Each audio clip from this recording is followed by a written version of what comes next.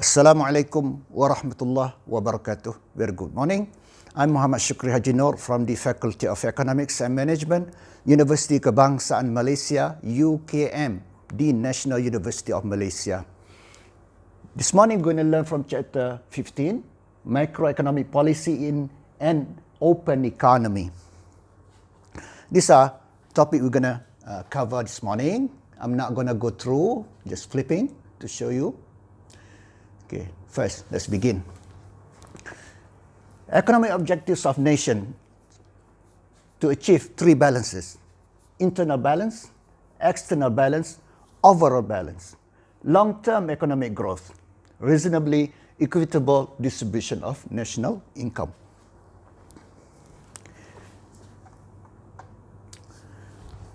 Internal balance, economic stability at full employment, a fully employed economy, no inflation. External balance, neither deficits nor surpluses in current account. Overall balance, combination of internal balance and external balance. So, policy instruments, expenditure changing policies, after level of total spending, aggregate demand on goods and services either produced domestically or imported. Fiscal policy, changes in government spending and taxes, responsibility of President and Congress, in the case of the United States. Monetary policy, changes in money supply and interest rate, responsibility of central bank. This is responsibility of the executive branch and the government. This is responsibility of the central bank, monetary policy.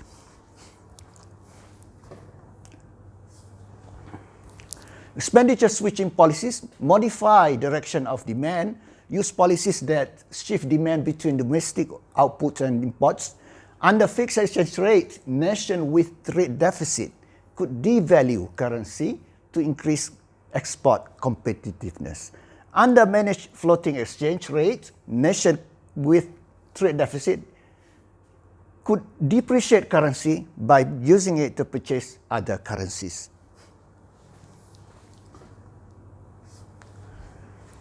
There's also direct controls, example tariffs, government restrictions in a market economy, control particular items in the current account, restrain capital outflows, stimulate capital inflows. Now, aggregate demand and aggregate supply, brief review. Aggregate demand curve AD, level of real output, real GDP purchased at various price levels during a year. Spending by domestic consumers, businesses, government, and foreign buyers, next export. On the aggregate demand curve, as price level falls, quantity of real output demanded increases.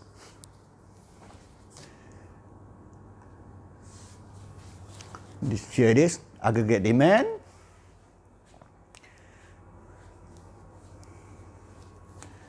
So the economy is in equilibrium where the aggregate demand curve intersects the aggregate supply curve over here. This intersection determines the equilibrium price level and output for the economy. Increases in aggregate demand or aggregate supply result in rightward shift of the curve to the right.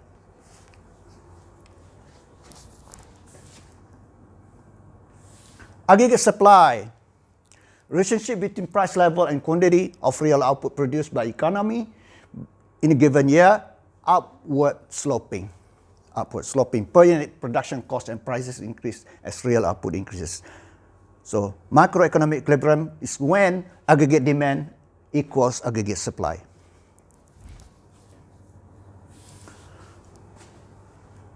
What happened?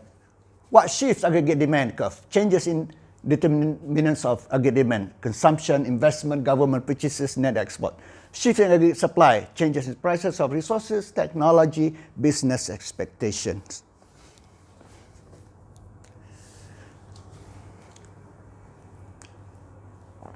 Monetary and fiscal policy in a closed economy. We're going to discuss first in the closed economy. Monetary and fiscal policy are main tools by which government can influence economic performance.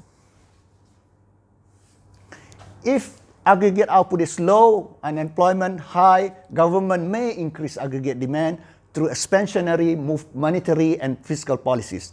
This will lead to increase in domestic consumption, investment, or government spending, resulting in increase in country's real GDP. To control inflation, on the other hand, government will reduce level of aggregate demand for real output by engaging through contractionary, monetary, or fiscal policies. Our pressure on prices is softened and inflation moderates.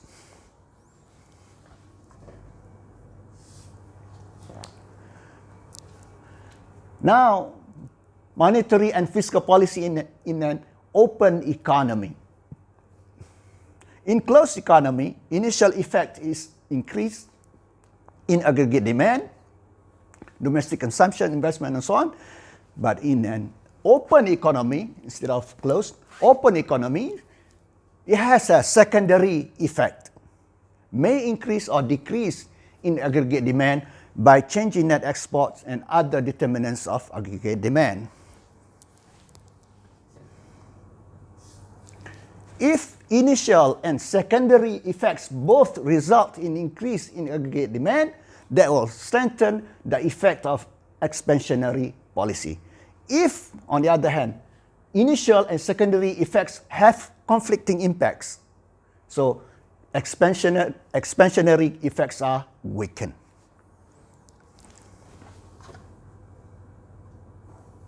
Over here, this is in a closed economy, so the government will increase expenditure that will move to this aggregate demand to the right. This is now in an open economy. On the left is the fiscal policy. The fiscal policy in an open economy strengthens the impact is strengthened. And in an open economy, fiscal policy has a large impact. It moves the initial impact, and this is the secondary effect. However, in the case of monetary policy, the initial impact moves ADO to AD1, but because of in the monetary policy, once you increase the money supply,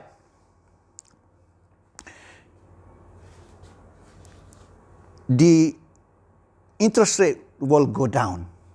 As a result, there's less demand for the country's currency, so it shifts to the left. So, as a result, we can compare between left and right.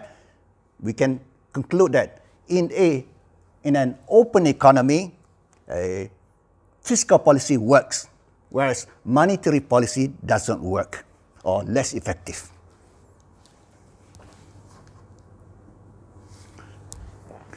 Effect of fiscal and monetary policy under fixed exchange rate, the first graph over here, fixed exchange rate. The discussion comes after the graph. Expansionary fiscal policy more successful and expansionary monetary policy less successful in stimulating economy in an open economy than in closed economy. Comparison between open economy, this is open economy, closed economy. So let me read again.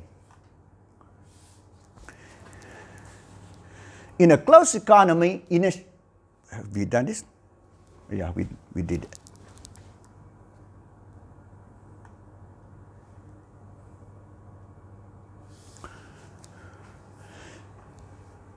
Effect of fiscal and monetary policy under fixed exchange rates, expansionary fiscal policy more successful and expansionary monetary policy less successful in stimulating economy in an open economy than in a closed economy. You see, in an open economy, monetary policy is less successful compared with fiscal policy in an open economy. So in an open economy, let me repeat, fiscal policy is more successful compared with monetary policy. That's over here. Successful monetary fiscal policy, less successful with the monetary policy, because going that way and come back. Now, here it is, the summary. Okay. Monetary policy and fiscal policy in open economy, the effectiveness of monetary and fiscal policy in promoting internal balance for an economy with a high degree of capital mobility. So exchange rate regime, floating, fixed. Monetary policy in a floating exchange rate, monetary policy strengthened. Fiscal policy weakened. In a fixed exchange rate, monetary policy weakened, fiscal policy strengthened. So, the other way around, right? Okay. Fiscal policy is strengthened under fixed exchange rate. Initial effect, increase in aggregate demand. Secondary effect, increase in aggregate demand.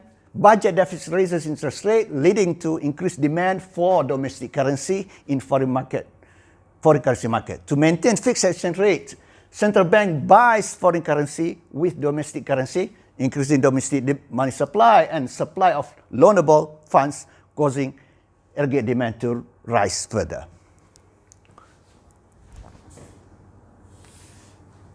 Monetary policy is weakened under fixed exchange rate. Initial effect, higher aggregate demand, money supply increases, domestic interest rate falls, leading to increased consumption and investment.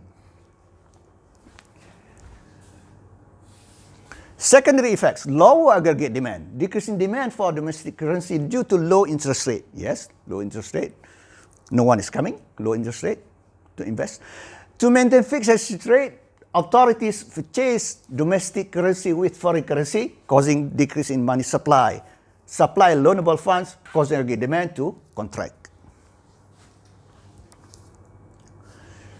Effects of fiscal and monetary policy under floating exchange rates. Monetary policy is strengthened under floating exchange rate. Initial effect, increase in aggregate demand, reduction in domestic interest rate, increased consumption and investment.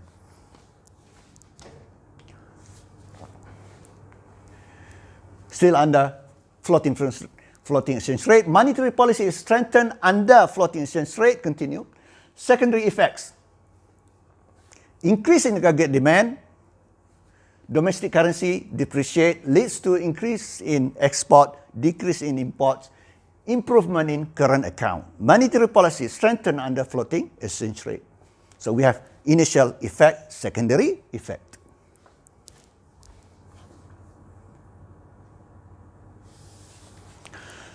Effects of fiscal and monetary policy under floating exchange rate. Continue. Fiscal policy is weakened under floating exchange rate. Initial effect, increase in aggregate demand. Secondary effect, decrease in aggregate demand, budget deficit, higher interest rate, and increased demand for domestic currency in foreign exchange market. Domestic currency appreciate, leading into worsening of current account, causing aggregate demand to fall. So we've just discussed the graph. Here, fiscal policy is strengthened in an open economy, whereas monetary policy is weakened in the open economy. Goes this way and reduce back to the left. Now, next. Can single policy restore overall balance? Assume recession and current account deficit and floating exchange rate. Expansionary monetary policy to combat recession leads to currency depreciation. Rise in export and fall in imports reduces current account deficit. Thus, single economic policy promotes overall balance in a floating exchange rate.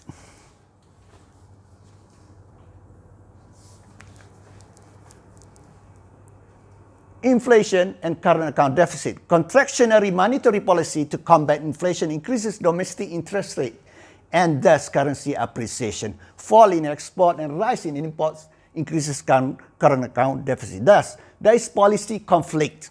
Monetary policy or fiscal policy alone will not restore both internal and external balance.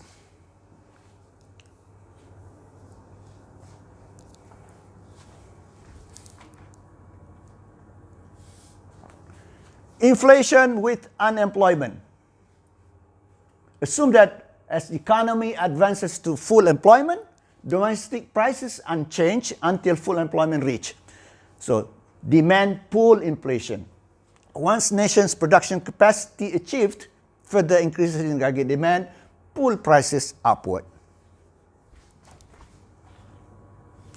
When nation suffers both inflation and unemployment, internal balance cannot be achieved by manipulating aggregate demand. So, to decrease inflation, aggregate demand must be reduced.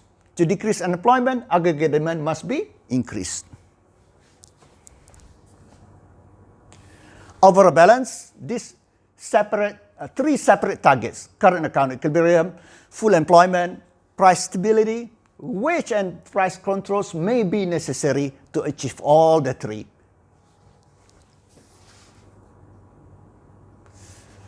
Now, international economic policy coordination.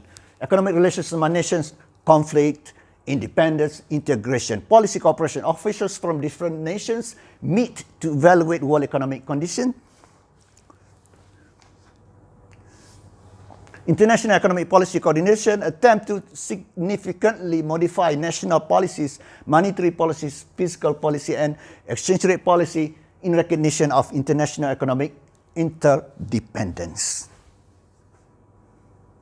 So we have here relations among nations, conflict, integration, independence, cooperation, coordination. Between these extremes are a variety of forms of cooperation and coordination between the two extremes.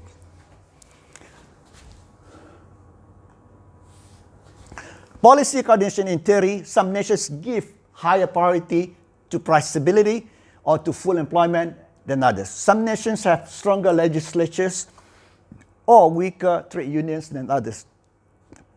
Party pendulums in different nations shift with elections occurring in different years. So during the election years, those senators coming from the farming area will trying to find a vote, to get a vote by promising subsidies for farmers, for example.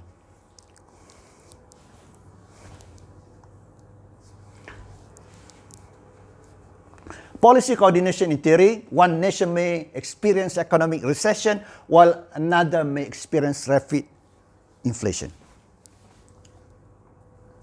Does policy coordination work? Plaza Agreement of 1985, Group of Five, United States, Japan, Germany, Britain, and France overvalued US dollar at that time. So, twin US deficit, trade and fiscal deficit were large, very large. Each country made specific pledges on macroeconomic policy, agreed to initiate coordinated sales of dollars. By 1986, dollar had dramatically depreciated. But new concern, uncontrolled dollar plunge.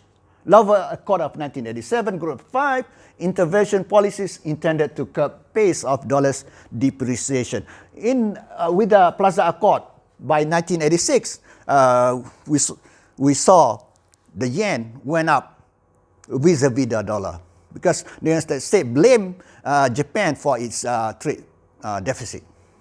So, other macroeconomic adjustments as well.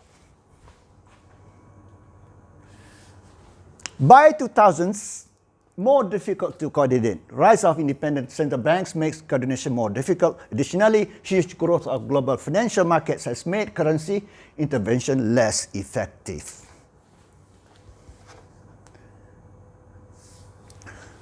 Group of 7, US, now group of 7. Coordinated purchase of euro to boost value rose from 0.84 per euro to more than 0.88 per euro. Within 2 weeks of intervention, euro's value at all-time low. So intervention was a failure. And that's it. Thank you very much for watching. Please subscribe to my YouTube, Mohd Shukri Hajinoor. I'm from UKM, Universiti Kebangsaan Malaysia, the National University of Malaysia. Thank you very much for watching. Assalamualaikum. Very good evening. Oh, morning.